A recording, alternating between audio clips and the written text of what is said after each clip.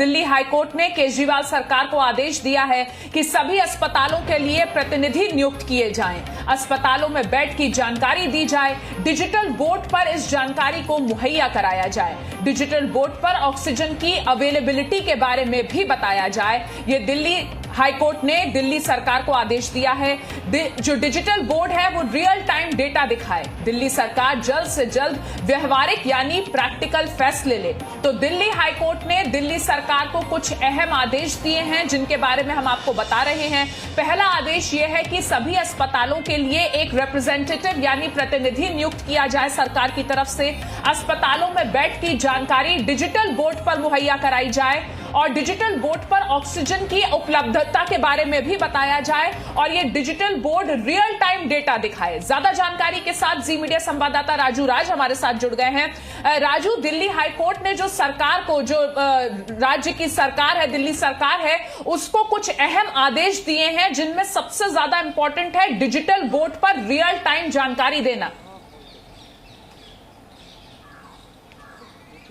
बिल्कुल अदिति, देखिए दिल्ली हाईकोर्ट लगातार कोरोना से जैसे तमाम मामले रहे उसके लिए जो पीआईएल लगाया तो उसको तुरंत सुनवाई करते हुए इसमें आदेश दिया है। ये आदेश दिल्ली सरकार को दिया गया कि दिल्ली में सबसे बड़ी जो समस्या है कि लोगों को ये जानकारी नहीं मिल पा रही है कि किस हॉस्पिटल में बेड है, किस हॉस्पिटल में ऑक्सीजन है, किस हॉस्पिटल में वेंटिलेटर है या नहीं, ये तमाम जानकारियाँ नहीं है। जो भी नंबर दिए जाते हैं उन नंबरों पर कोई भी अधिकारी या फिर कोई भी जो भी प्रशासनिक अधिकारी या फिर कंट्रोल रूम नंबर जो दिया गया उसमें कोई फोन उठाता नहीं है, जो जानकारी नहीं मिल पा रही है। यही वजह है कि तमाम अस्पतालों में लोगों को भटकते हुए हमने देखा है, लोग परेशान हैं, उनकी परेशानी का हल नहीं निकल रहा है।